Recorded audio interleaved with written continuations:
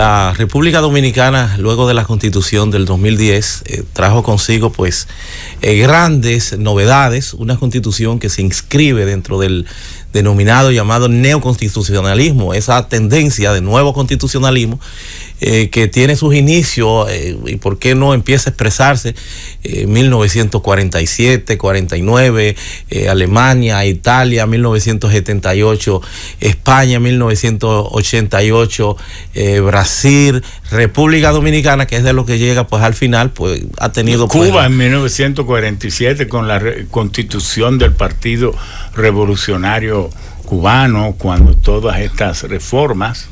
Naturalmente, pero el enfoque cubano pues no responde concreta y estrictamente a lo que son las características propias de la adopción de Estado social y democrático de derecho, que vendría a ser la concreción sucesiva de todas esas reivindicaciones que a través de Revolución Francesa, de aquellos grandes hitos históricos como fue Revolución Burguesa, Guerra de Independencia estadounidense, Guerra de Independencia Dominicana, para el caso que concreto de la República tuvo Dominicana. Mucho que ver von Bismarck con porque allí fue que nació la primera ley de seguridad social, el primer reconocimiento de los derechos de la persona, por ejemplo, derechos socioeconómicos. Pero la seguridad social, que es un tema de mucha preocupación, y asumo que usted ya también lo habrá abordado aquí, tiene en alguna medida un choque con lo que es la filosofía y estructura propia del neoconstitucionalismo, por lo menos la seguridad social en los términos que se ha concebido, donde lo que se está mandando es que a ustedes, los políticos, reivindiquen lo que eran las facultades que tenían anteriormente de ser garantes de una serie de prestaciones a nivel de derechos fundamentales, pero se han encontrado que el neoliberalismo como doctrina se lo llevó de paro, y ahora tenemos entonces, a partir de la seguridad social, no la posibilidad del Estado gestionar todo esto, porque ya se ha ido de paro lo que es ese juramento hipocrático donde había el paciente. Ya lo que hay son usuarios, son números de la seguridad social, y eso ha devenido en ser una especie de estafa del negocio siglo, un gran negocio cualquiera, y pierde la esencia que viene esta Constitución, reitero, con la adopción de Estado social y democrático de derecho, a que todo esto se reivindique, y por qué no dándole prioridad a lo que son esos principios, el principio social, el principio jurídico con la institucionalidad o el derecho, y lo que sería entonces también el principio democrático, que por eso hemos visto cómo los partidos políticos se erigen en órganos constitucionales ya previstos en nuestra Constitución, y cómo hubo la emergencia después de 20 y tantos años de estar pululando y luchando en el Congreso, de que se contara con una ley de partidos políticos, porque ya era un imperativo, y vemos ahora cómo se continúa aceleradamente en un proceso de mejoras y afinamiento, que es en definitiva pues positivo. Pues lo cierto es que esto es una constitución nueva, una constitución extensa, 277 artículos tiene la misma, una disposición final, 19 disposiciones transitorias más la 20ª famosa de Danilo Medina, que vino pues a partir de lo que fuera esa modificación mínima. Una modificación mínima para él, tan mínima minimorum para él solo. Sí, por eso no se puede, básicamente, que es el término correcto, ni siquiera hablar de reforma en ese caso, porque solamente se tocó el artículo 124 para el restablecimiento del tema reelección. Vamos a ver que se han hecho unas 39 modificaciones a todo lo largo y ancho de la historia, y la mayoría de las veces ha sido para concretarse, para que la clase política pues se haga un traje a la medida alrededor de este tema, y nunca es ajeno. Porque aun cuando Leonel Fernández, que fue el gran arquitecto que le correspondió todo este proceso, pero también soterradamente pues tuvo una serie de valores agregados a la hora de tú gestionar todo ese proceso. Desde luego tuvo la inteligencia, eso hay que reconocerle al expresidente Leonel Fernández, de que hizo una apertura de una convocatoria generar, pese a que esto es un tema de las élites intelectuales, no es un tema para todo el mundo, pero es un acto político. Pero lo traicionó la comisión, porque el 63% dijo que quería una constituyente, y entonces lo hicieron al revés.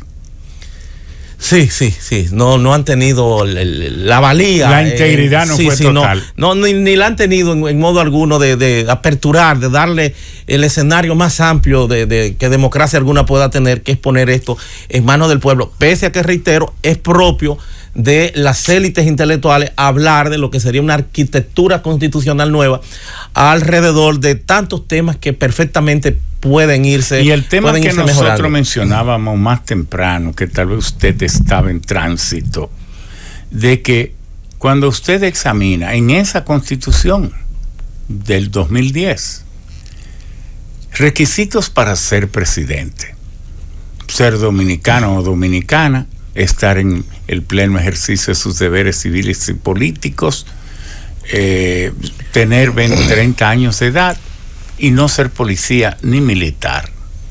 Los únicos requerimientos, como si estuviéramos en el periodo premedioevo. Entonces, pero eso mismo se exige para ser senador o diputado, pero lo mismo se exige para ser ministro. El corazón de lo que es el gobierno está a la libre, ignorando todos los cambios educativos y todo, morales y éticos. Para ser fiscal o ser juez, ahí sí que se requieren cosas: ética, morales, transparencia, formación, educación. Pero para ser el verdadero jefe de la sociedad, para detentar todos los poderes, basta con estar vivo.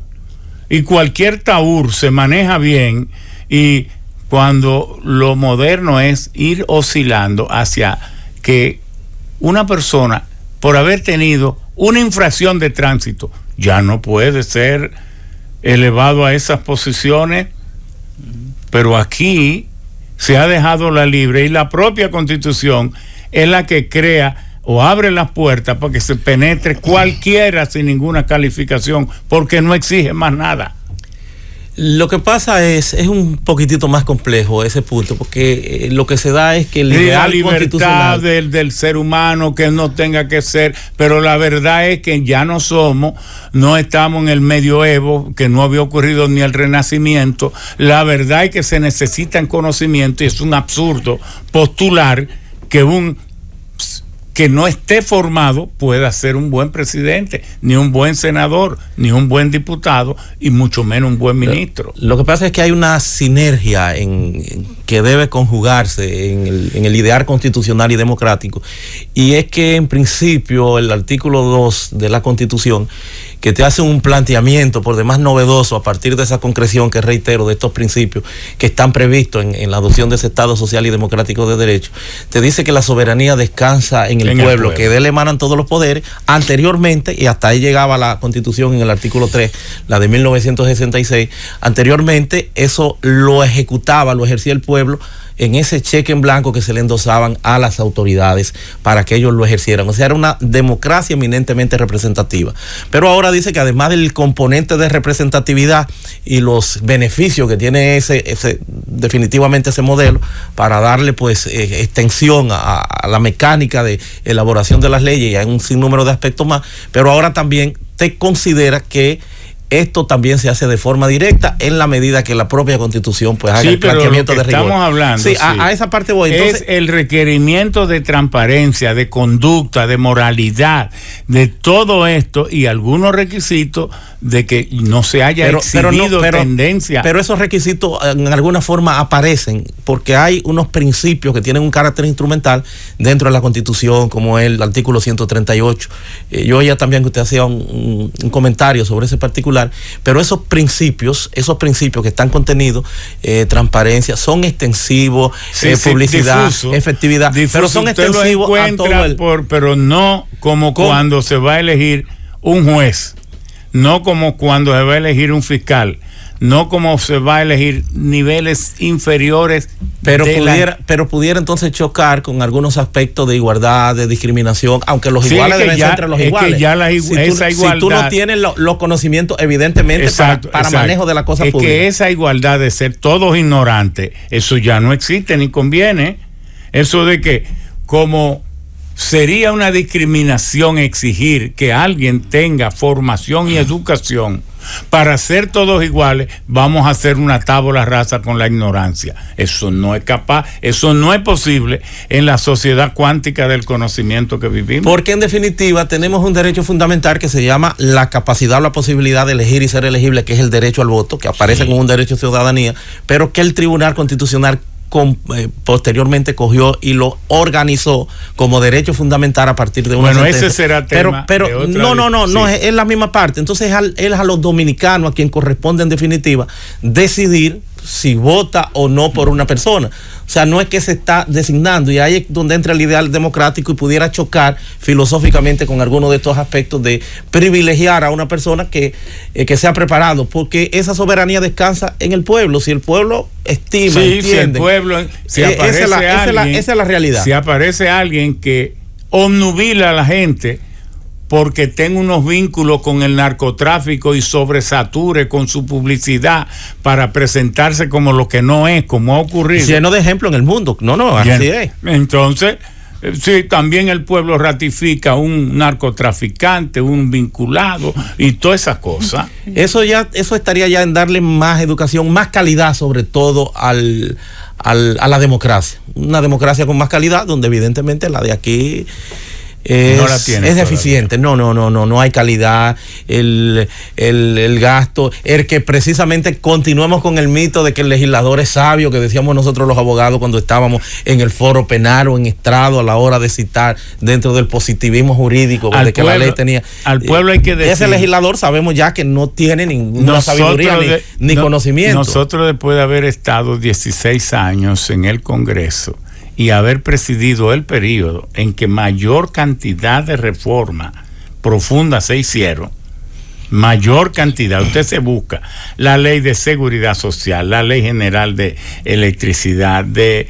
seguridad social, que era buena en su momento. Lo que han hecho es prostituirla. Porque la ley no es mala en su esencia, son los reglamentos. Ya casi no se habla de la ley. No, pero usted como abogado sabe que ese crimen lo cometió el gobierno de Leonel Fernández, y lo siguiente, porque la ley fue, yo como presidente del Senado recibí la Carta de las Naciones Unidas y de la una ley tipo, OPS, claro, diciendo que habíamos creado un modelo.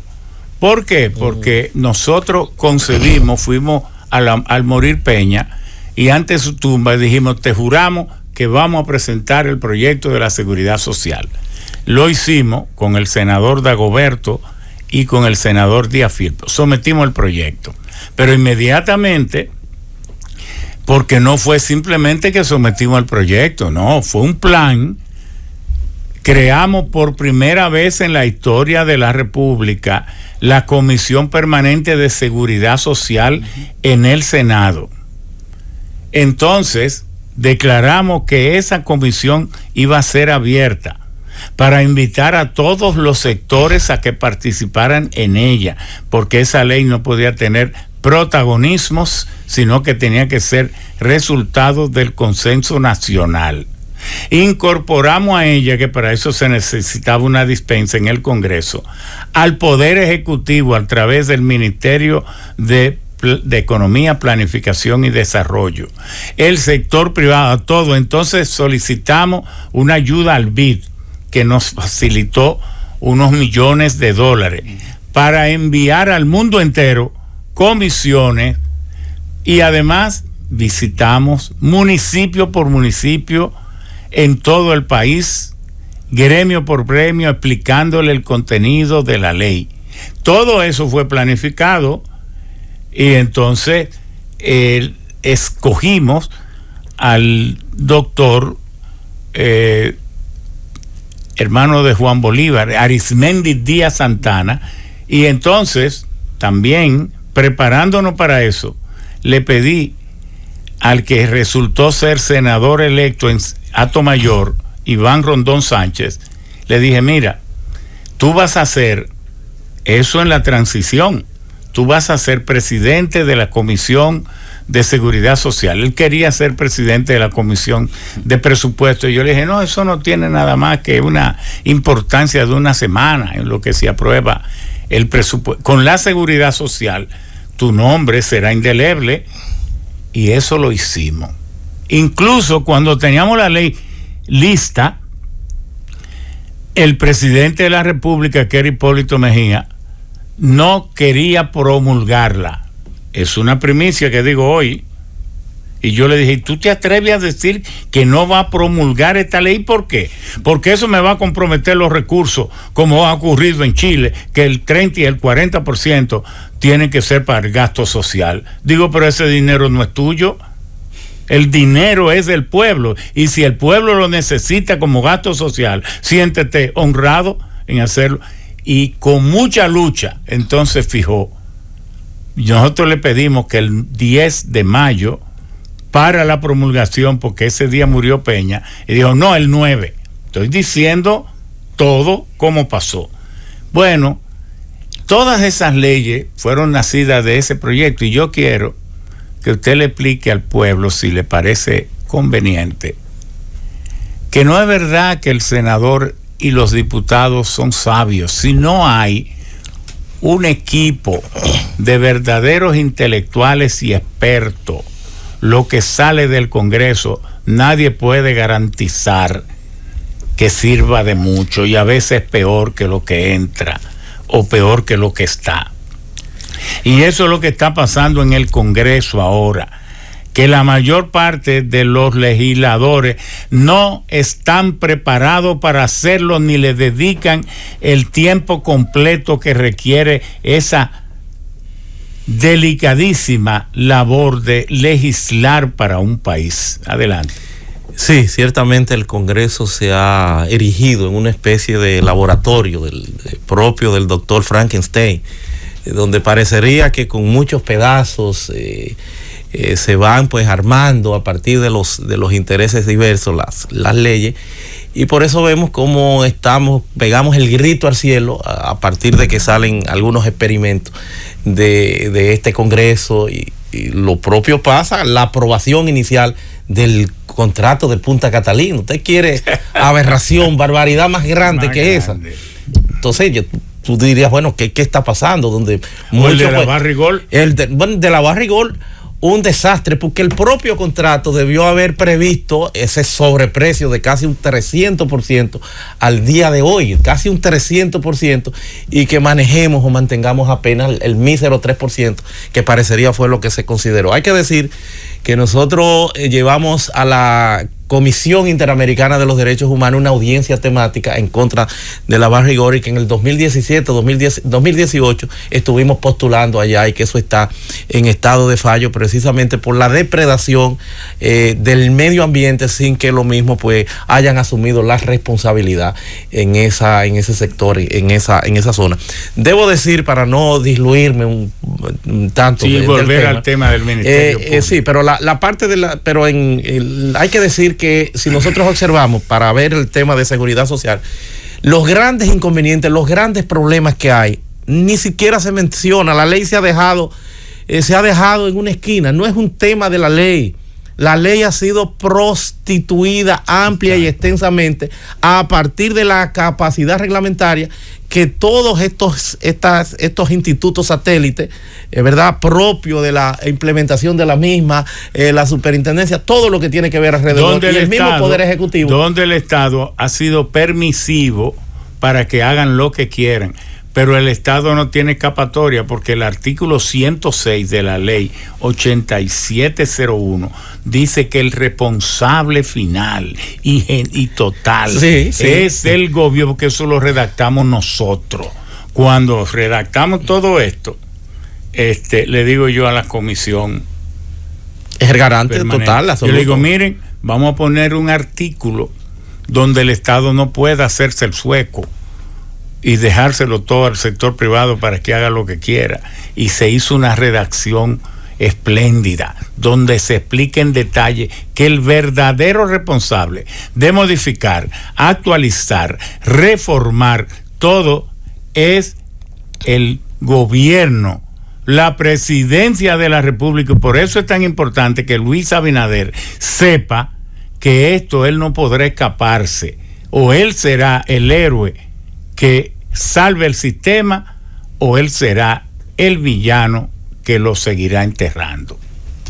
Sí, sobre todo por ese aspecto que hoy por hoy pues nosotros estamos planteando, y que es un contexto sobrevenido, que no es en los 20 años y tanto que tiene la ley de estarse implementando, sino que ya este neoconstitucionalismo, esta nueva constitución del 2010, pues impone de que ya la seguridad social, artículos 60 y 61, ya es un derecho fundamental y una prestación que se corresponde como garantía por parte esencial también de lo que es el Estado, con el tema de la salud, que tiene pues ya un enfoque de integralidad y que alcanza, ¿por qué no?, esa tranquilidad a que aspiró Peña Gómez cuando trajo todo esto, y ustedes también a la hora de redactar y trabajar este tema, ¿verdad? Ese sosiego, esa paz que ya quienes estamos entrando en edad, pues siempre aspiramos, pero esa es la realidad, de que es al Estado a quien corresponde y deberá, en este nuevo contexto, en este nuevo escenario, ponerse los pantalones largos y entonces sí intervenir.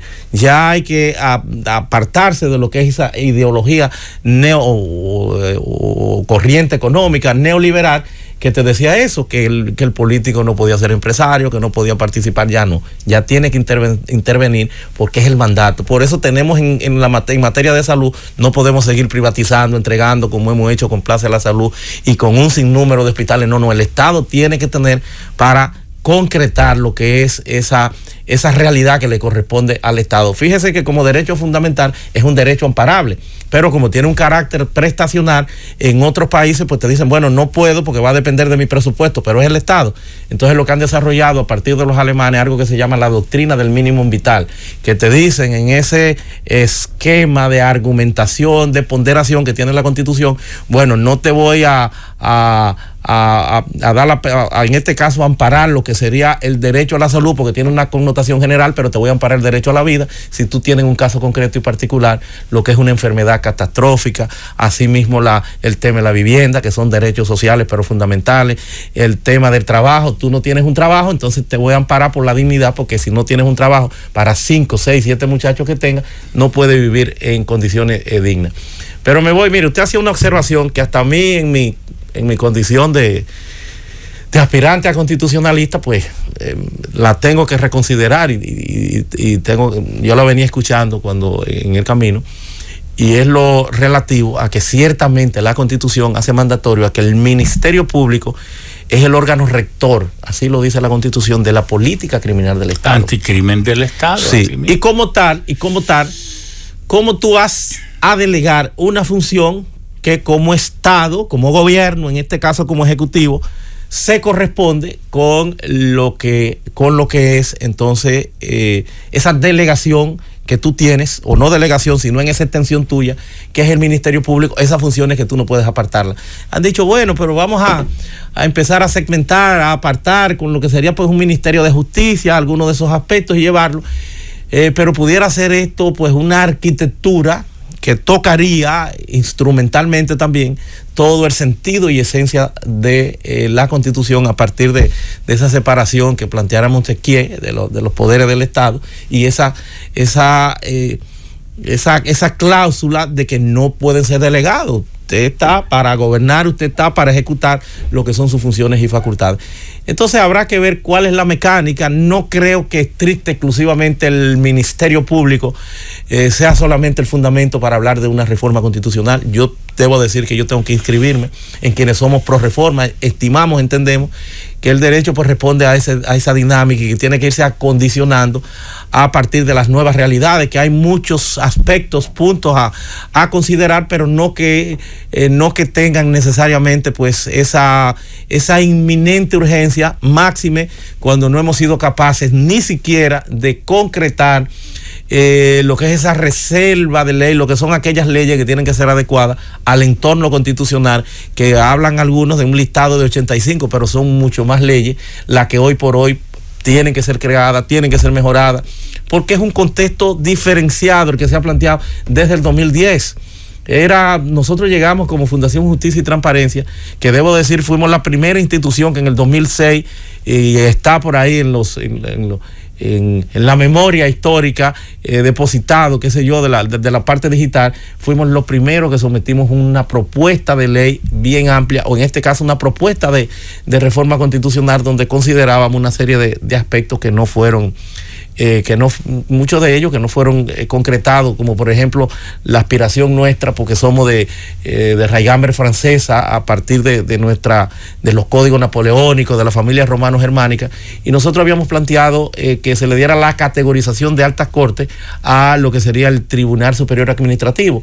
Desde luego, los políticos, como habían planteado el Tribunal Superior Electoral, y era un compromiso de campaña para darle, mayor certidumbre al entorno democrático, pues prefirieron mejor hacerlo con el Superior Electoral, porque el Superior Administrativo pudo haber concentrado todas esas actividades. Un superior administrativo que es fundamental porque es el que conecta, es el que concreta lo que son los derechos de los administrados frente a la administración de un Estado que es el principal conculcador de los derechos fundamentales de los dominicanos. Entonces, si no tenemos una institución fuerte, como lo sería un superior administrativo, en este caso ya parte del entorno ordinario de la justicia, pero que en modo alguno llena las expectativas, porque apenas lo tenemos con 2 o 3 salas, donde la Constitución, artículo 164 y siguiente, hace mandatorio a que esa instancia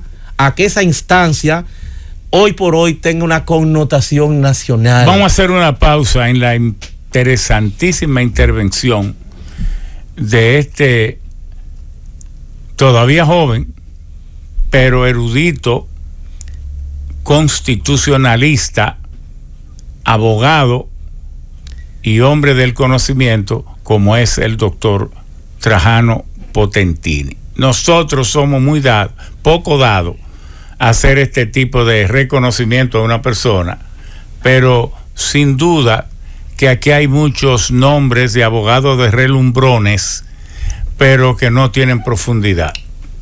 Han capturado la atención de una parte del pueblo dominicano, pero cuando usted los foguea, los penetra, cuando quiere ir al fondo, siente que el fondo está bastante vacío. Pero aquí hay respuesta. Vamos a hacer la pausa y al retorno él seguirá redondeando esta primera intervención suya sobre este tema, sobre la reforma constitucional. Él ha dicho que es partidario de reformas, que el país necesita una actualización, pero que también tiene que hacerlo con un Congreso que esté en las condiciones de ser un fiel intérprete, y no parece ser que este lo sea.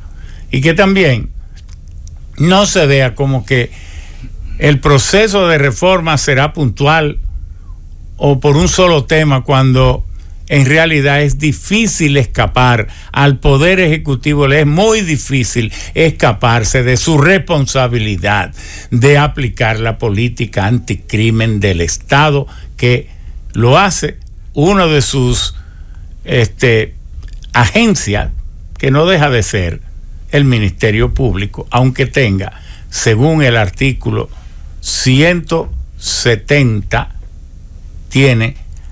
goza de independencia funcional, administrativa y presupuestaria. Vamos a la pausa y luego al retorno seguimos hablando.